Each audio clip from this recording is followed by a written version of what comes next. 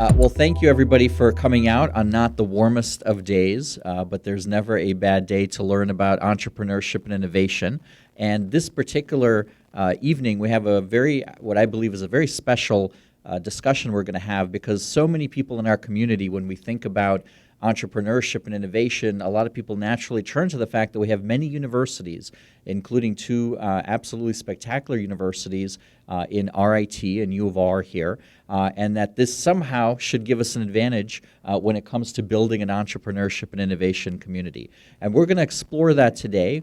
We have actually, and specifically what we're exploring is this idea of student entrepreneurship.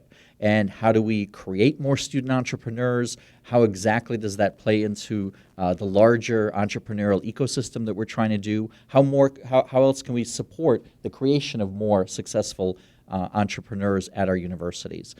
So today we're lucky enough to have a founder, one from RIT, one from U of R, as well as Richard DeMartino, and I'll kind of do this a little bit more properly. So with us we have Brandon Hudson here on my direct left. He is the founder of Seerwise, which is at RIT, or came out of RIT. We also have Andrew Kaseman, who is co-founder of WetWare BioSystems, which is U of R related, although there's a little bit of a connection with RIT as well that we can talk about. And finally, we have with us Professor Richard DeMartino of RIT. He is the Albert Simone Endowed Chair for Entrepreneurship and Innovation. Welcome to all of you. And perhaps we can just start off by learning specifically from each of the two of you about each of your companies. Sure. How's it going, everybody? Hopefully the weather was all right coming here. It was rough for me coming from Henrietta, but that's okay. So, like you mentioned, my name is Brandon Hudson. I'm the CEO of Seerwise, and Seerwise is an Internet of Things company building hardware and software platform that enables field service professionals, so you can think like contractors or technicians, to better monitor, maintain, and diagnose maintenance challenges on industrial equipment like boilers, furnaces, air compressors, and things like that. Hi, everybody. My name's Andrew Kaseman with the University of Rochester. I am the COO of WetWare BioSystems.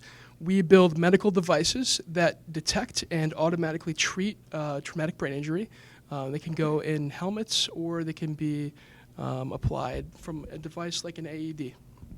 And maybe passing the microphone to Richard. Richard, you were mentioning that in some ways what we have here on the stage are outliers, perhaps, when you think about student entrepreneurship.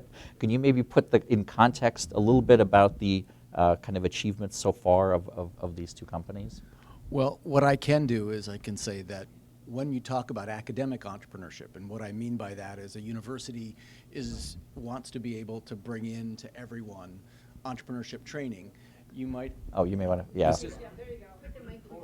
Okay, that a little bit better? It's like a radio DJ sort of thing. Okay. Yeah. So generally, I'm so like loud, people don't ask me to even go near a microphone. What you generally have is you bring lots of students in and you give them an experience of entrepreneurship. And if you do that, studies have shown that they're much more likely to find and commercialize and create a business in the next 20 years of their life. What you're seeing with these two individuals are people that are, I don't mind if I call you outliers, are people that are creating businesses at a very young age. Maybe that's 2, 3, 4% of the general population, but a university that has an academic entrepreneurship program is interested in basically everyone. They want to create entrepreneurs. It doesn't have to be right now. It could be, in most cases, it's 5 years, 10 years out, and that's what we do. And these guys are examples of what can happen. But again, at RIT, it's about 4% of the people I work with. Other schools, it might be more, it might be less. So maybe following up on that point, can you, Brandon, actually to you, talk about what is it in your background, or what kind of basically led you to actually starting this company, and what had come before that? Sure. So for me, it was kind of interesting because I didn't really think I was going to be an entrepreneur. It wasn't a plan. I actually came into college, family has a little bit of military background, at least historically. And so I thought I was going to go into defense. I went in computer science as a freshman and was ready to kind of like commit to an NSA scholarship and things like that.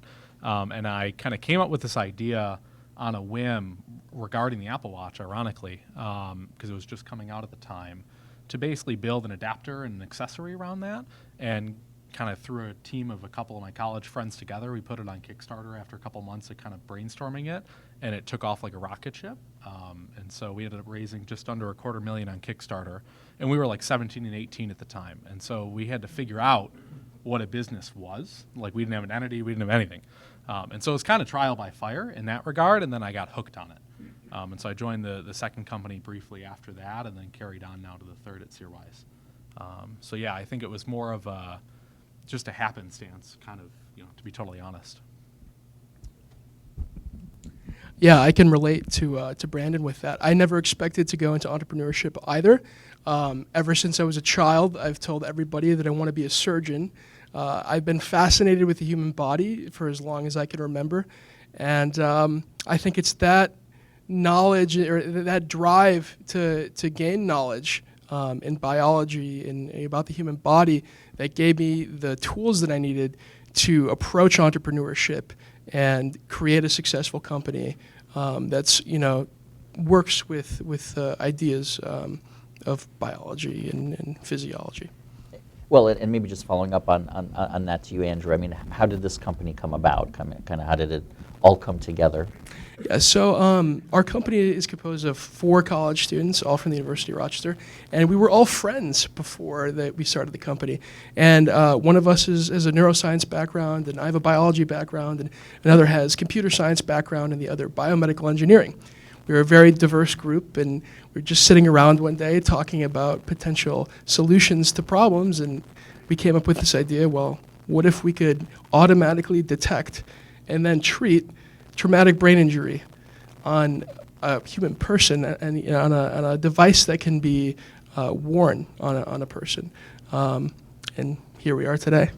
Excellent.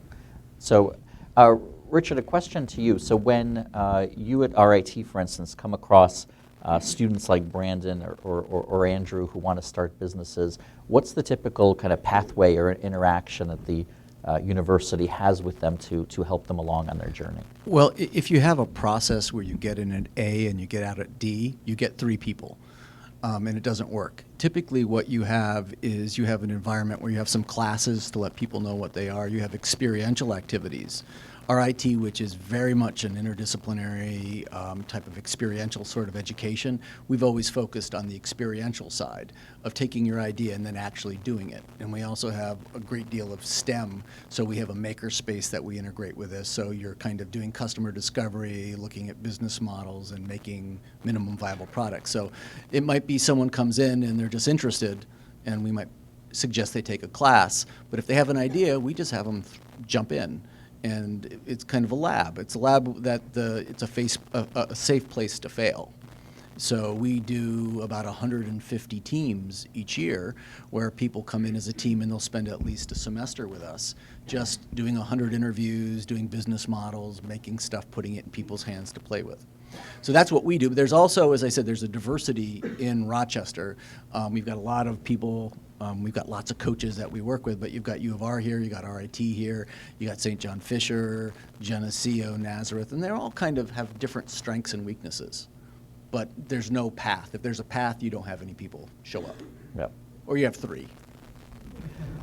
Well, so maybe following up on that, I mean, Brandon, thinking about the fact that you are a student entrepreneur, in fact, you're on your 3rd company and have basically been a student entrepreneur kind of all along, what have been, you feel, the positives and the negatives, or maybe what have been the enabling factors as a student that have allowed you to start kind of company after company?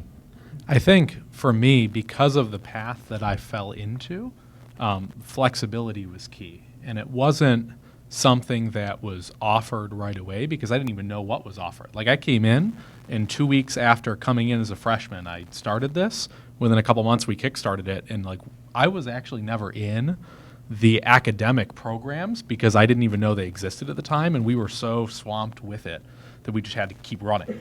And so I think that, as I kind of brought my head up as I grew, I realized that I was on a different path than what I had picked, when I came into RIT. And it was kind of the course correction academically to join what's called the individualized study program there that actually enabled me to adjust the academics to allow me to do what I do. because the traditional programs wouldn't have enabled me to actually pursue the business aspects because I would be so swamped with the academic aspects, and they didn't correlate for me. So I really think that was what enabled it, was the freedom to just explore it in an environment that enabled me to have the failures, knowing that there was something to lean on. Well, and Andrew, when you and I actually kind of spoke before today, you had mentioned that your team has raised $34,000 from various competitions and things like that. And in the context of startups, that may not seem like a lot, but because all of you and your co-founders are at college and are not having to, support children and all that kind of stuff, that it's gone a long way. Can you maybe talk a little bit about kind of that specific element and how you have been able to kind of leverage the various entrepreneurial experiences you've had and supports you've had at the university?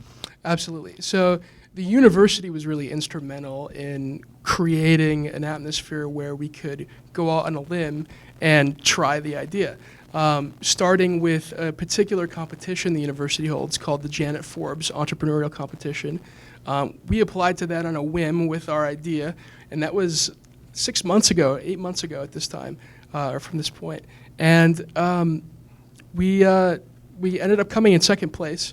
It gave us $2,500 to form an LLC, work on a little bit of marketing, get a prototype, worked out.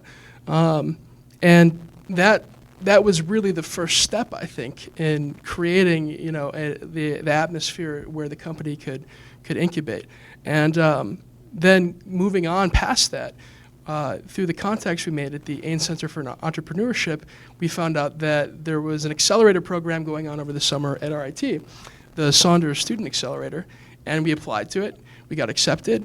We got $13,000 in funding from the National Science Foundation. We were able to build military specification prototypes and interview nearly 300 potential customers, mostly in the defense sector, right down in Washington, D.C. And that was a fantastic opportunity in itself.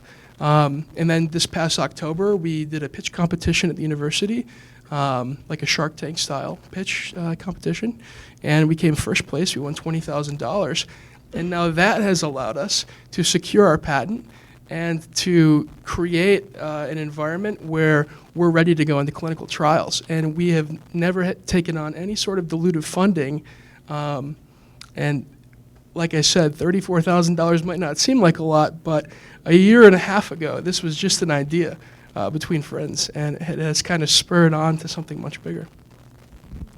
Excellent. Now, Richard, some people, when they think about student entrepreneurship and they think about whether it's succeeding or not, they tend to sometimes think about how many companies have been created, how many rounds of follow-on funding, how many jobs. I think you think that's probably not the right way to think about necessarily the success of entrepreneurial support at a university. Can you maybe talk a little bit about the value of entrepreneurial education at a university? First of all, think about this for a second. If my metric was to start businesses from very early stage ideas, I would pick, instead of 150 teams, I would pick 5 that were helpful, and I would spend all of my resources with those 5. That's not what we do. There's been enough studies to demonstrate, and I can actually demonstrate from the people that we've worked with, that they do better if they have this type of experience. So an academic program has to be academic. You'll have incidental business creation, and you might even have a great cadre of people that want to work for startups that are ready for that, and you'll have lots of people that are looking for ideas with the tools to go forward.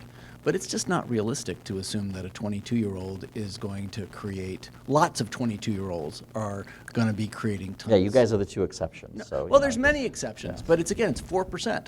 And if you look at 150, you'd say 3-4% of that. The other thing is, this is about an ecosystem. What do I mean by an ecosystem? If you look at RIT and U of R for that matter, we do the early stage, but RIT has the Venture Creations Incubator.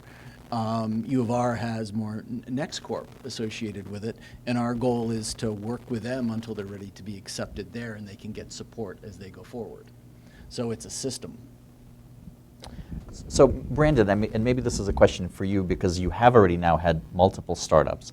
What do you think of the progress you've made, maybe since that first one or the second one? I mean, what has the experience of the first two kind of taught you that you're now able to apply much more effectively in the third? Yeah, I think the first one I had no clue what I was doing, looking back. And I think when I get further down the line, I'm going to look at today and say, I had no clue what I was doing.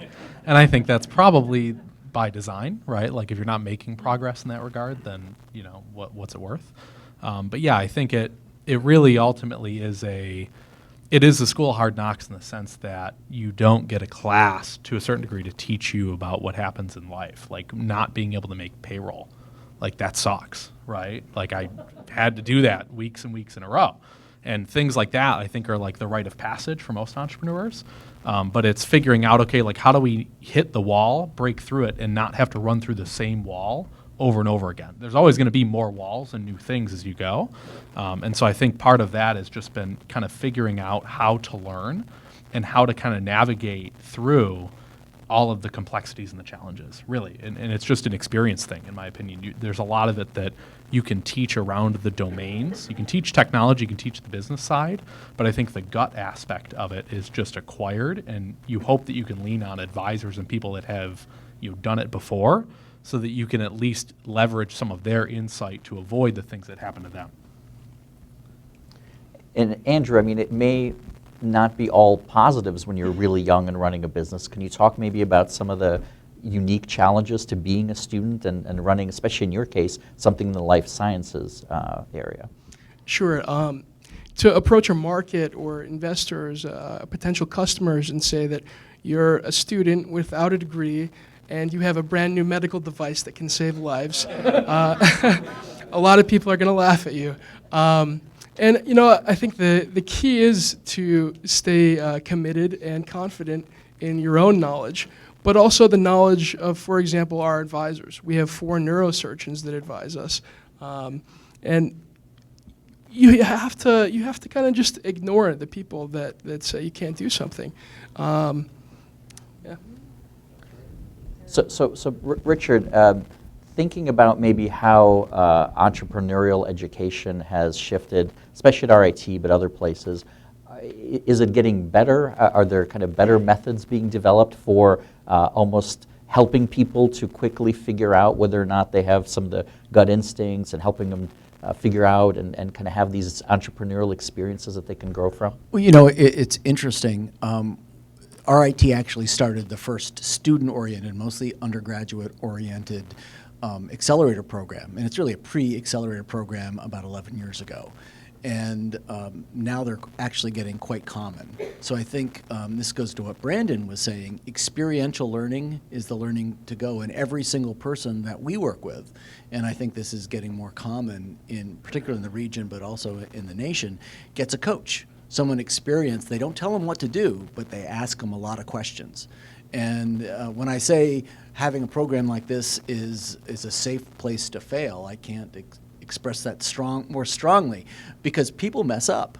This is how you learn. I mean, we actually always do a review of how we're doing, and you went through the accelerator program. We found out from a lot of our stakeholders that a lot of the younger people were having problems with working with each other and working with their coaches, i.e. emotional intelligence. So we actually talked to a consultant. We put in an emotional intelligence team building component, and we get raves about it. And I mean, every time we learn it, there's always a component that's real life that we want to put in. So I think applied experiential learning is in entrepreneurship what you need to do, not a class. A class will teach you about finance. You can talk about management, but that's not going to really work in the long run. I mean, it's informative. It'll make you a good professor, but I don't know if it'll make you a good entrepreneur. Okay. No insults to any professors that are in the room, please. Never. So Brandon, I mean, one of the relatively common ways that sometimes student startups end up not moving forward and kind of falling apart is when people start graduating and perhaps going their separate ways. Thinking about your company and what's kind of ahead over the next year or two, because I understand you're graduating soon. What's going to happen then? Is that your parents? That's No. my dean back Oh, there. okay. But my parents would probably say it a little bit louder because they call him. So I think mine's a little bit unique in that I'm a student entrepreneur by label, but my team is like much older than I am. So I have about a 20-year age gap between my next founder in this company. So he's about 45. Also RIT, like in the family. But he came back for the last company and recruited me when I was like 18, and I joined with him, ran that for a few years. So it's kind of unique in that like my picture kind of jumped out of college like right away. Right. But with the first team, I was lucky that it was all kids that were about my age. I didn't even have to worry about it. I'm kind of blessed in that regard. I have some friends that aren't as lucky that had to deal with that challenge. And, do I leave early? Do I stay in college? Like, does it fizzle off? I just kind of had a unique set of people around me that it wasn't really applicable to my case. And I believe both you and your co-founder are graduating, aren't you? Yeah, so we're both seniors this year. But we actually we're accepted into entrepreneurial fifth-year programs. So we'll be staying at U of R for a fifth year to pick up business degrees tuition-free. Cool. Excellent. This is interesting. When you work with as many teams as we do, people have to make a decision. And particularly at RIT, where there's a lot of engineers and a lot of software people and a lot of IT people, they can make $100,000 a year in the Silicon Valley. So you'll have people rationally sit down and say, I've got $80,000 in debt, I've got this cool idea, and I've got Apple who's going to pay me this amount. What am I going to do? Most of them go to Apple. Now, if you look at the data, millennials at this age in their life are not starting as many businesses as previous generations. I know that we talk about it, but it's not true. Part of it is student debt, all right? Part of it is the fact that it's really hard to basically do something when you have to buy both insurance and pay a large debt amount. But that's something that we have to manage, and we have to be, as an academic, you have to sit down and figure out with them, give them good advice about what to do, and it's hard. But a lot of the times their idea isn't big enough to compensate, go work at Apple for 4 years, 5 years, find another idea, and then jump at it when you do that. But it's hard.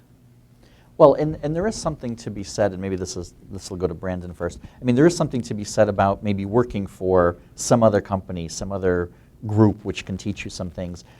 But I guess the two of you, since you're currently student entrepreneurs, if you were to advise other incoming students, do I try my hand at entrepreneurship?